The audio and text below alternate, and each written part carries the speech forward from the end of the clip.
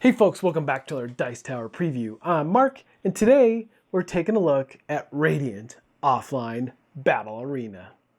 Radiant is brought to you by Heel Turn Games. It's for 2 players, ages 13 and up, and playtime ranges 20 to 50 minutes. Radiant is a 2-player battle card game.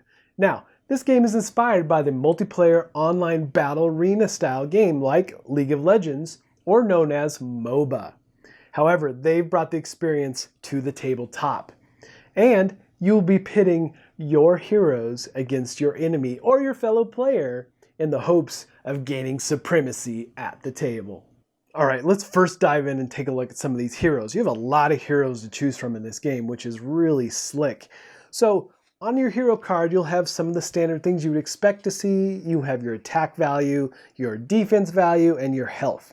Now, at the bottom, you're going to have an experience level or power level that you will need to use to charge this hero up, to flip it over, to level him up, basically. And at the bottom of the card, there's a text which has some powers and different abilities that the hero may perform. Also, these heroes are divided into 3 separate classes. You have your standard tanks, warriors, and support level characters. Also, each character comes with its own set of 10 skill cards. And what you do is, when you pull these 3 characters together, be it drafting or building your decks, you will take their skill cards and shuffle them all together, and that will create your skill deck for the game. Now, there is one other hero type. It is your deity. Perhaps the most important of your heroes, because if your hero, or if your deity is destroyed or banished from the game, you automatically lose. However, the deity does work like a hero. It has your attack value, defense, and its health. So these cards are pretty much the same as heroes, except they do have a special icon which dictates what conduits they can use. And we'll take a closer look at conduits in a minute. And again, at the bottom, we have our text, which outlines the abilities of this deity. Now again, your main heroes all have skill cards.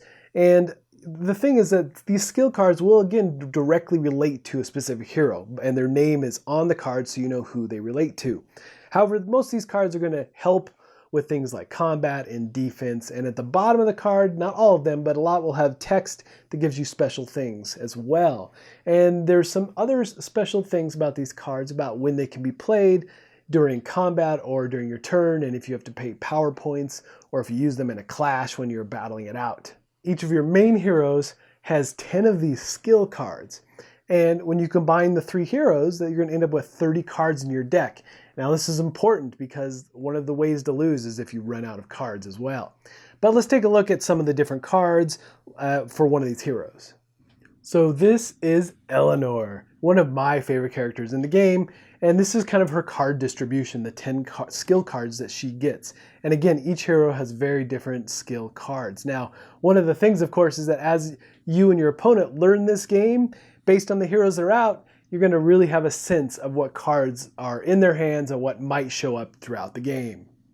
Now let's take a quick look at conduits. Conduits are related to your deity, or their shrine, basically.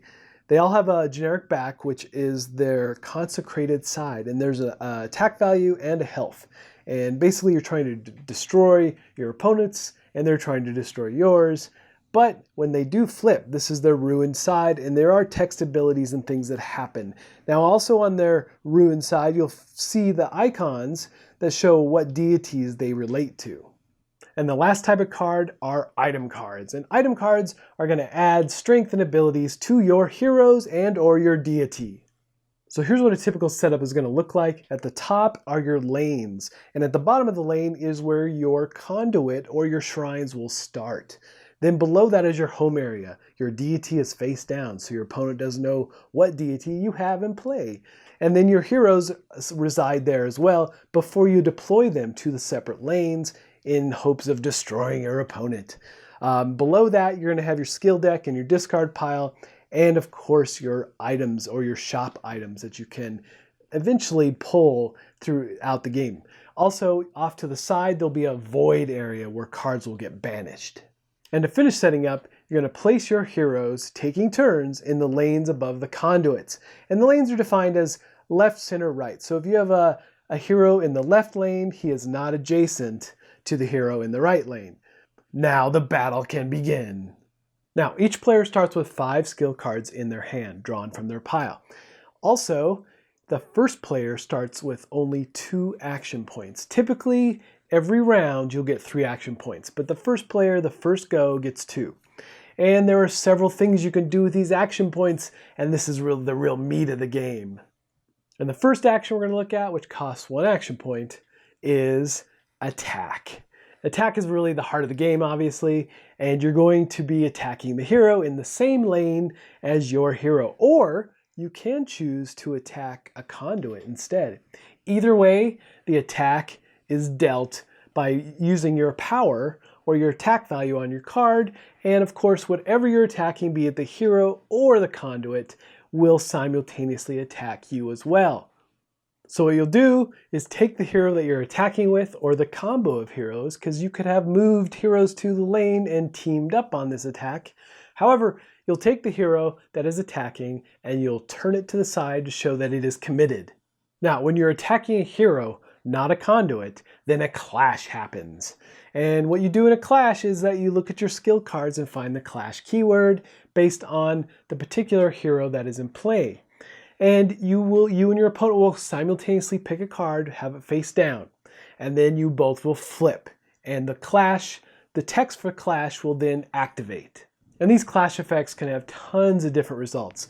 Some can do healing and some do stuns, which stuns act like damage, but you can never reduce someone to 0 with a stun. And it's important to note as well that all these clash effects, the attacking hero, their clash effects happen first, and then the defending hero. Now, since all this combat happens simultaneously, even if your hero is KO'd, you still do damage to your opponent. Now, if your hero is KO'd, then you move your hero off the battlefield and just off to the side to where your discard pile is. However, there are a couple ways to bring back your heroes, but let's take a look at the rest of the possible actions first. Another possible action is move. You can move between the lanes, and for every lane you move to, that costs an action point. And then you have recover. Recover is very important because, as I said, in combat, when you commit, you will turn your card to the side, which also means that hero cannot attack or do a simultaneous attack if he's already committed. So you want to revive them, put them back in kind of a ready stance. And again, this costs 1 action point to do so. Another possible action is leveling up your characters. Now, all these heroes have varying amounts of power needed to bring them up to their power-up status.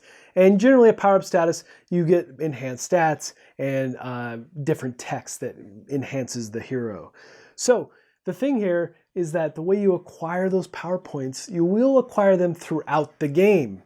And there are evoker keywords on some of the characters, or I mean heroes, that will give you 1 power point. Now, if you have multiple evokers, then you still only get 1 power point for them. You don't get 1 for each. And then, of course, KOing your fellow or opponent's heroes, you get 2 power-up points for that. And if you destroy a shrine or a conduit, you get 1 power-up point for that. Again, these points are persistent throughout the game, so you can spend them to level up your heroes or to buy items. Then we have Manifest, and Manifest is bringing your deity out to the battlefield. And you can spend an action point to do that, or another way the deity might come out is if all your conduits or shrines are destroyed.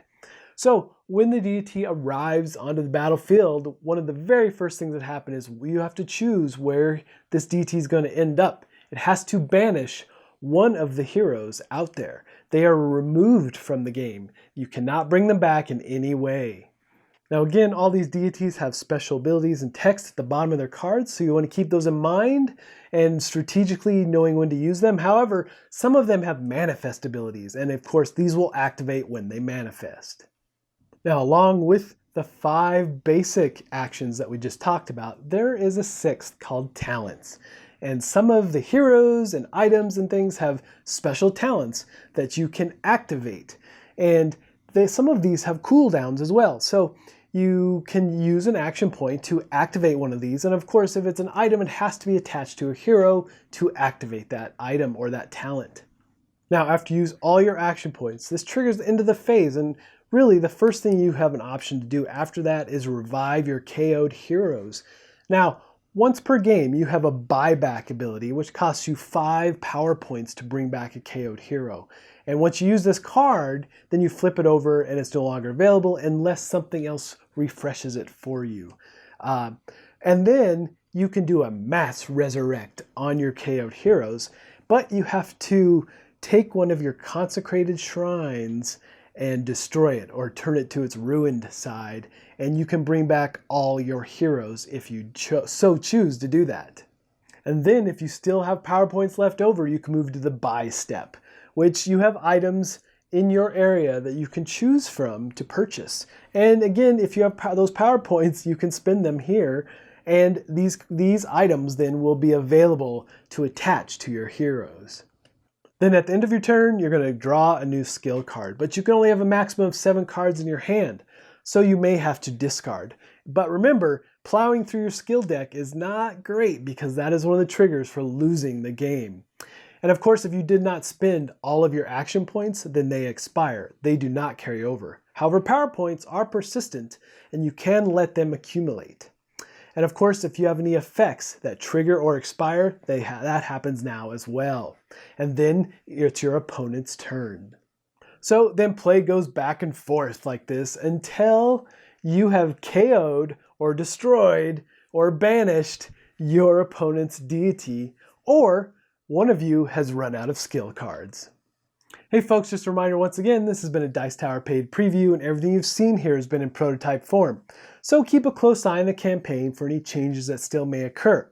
Now with that said, this was very much prototype because I had not experienced playing with the different token types for tracking power or tracking damage, and they're going to have that in the final version. So I used things like dice to track what was going on. So, but this really does have that battle arena feel. A lot of back and forth, give and take. And it is really an easy game to jump into, but there's a lot to learn here, a lot of strategies to invoke and try. So, if this looks like a game that might be of interest to you, I'm sure they would appreciate your support. And I think that's it for me, and until next time, folks, we'll see you at the table. Thanks so much for watching the Dice Tower videos. Find more great videos and reviews, as well as our top-rated audio podcast at Dicetower.com. You can also find other great shows at Dicetowernetwork.com. I'm Eric Summerer, and you've been watching The Dice Tower. The Dice Tower is sponsored by Cool Stuff Inc., where you can find great games for great prices. Cool stuff in stock. Check them out at CoolStuffInc.com.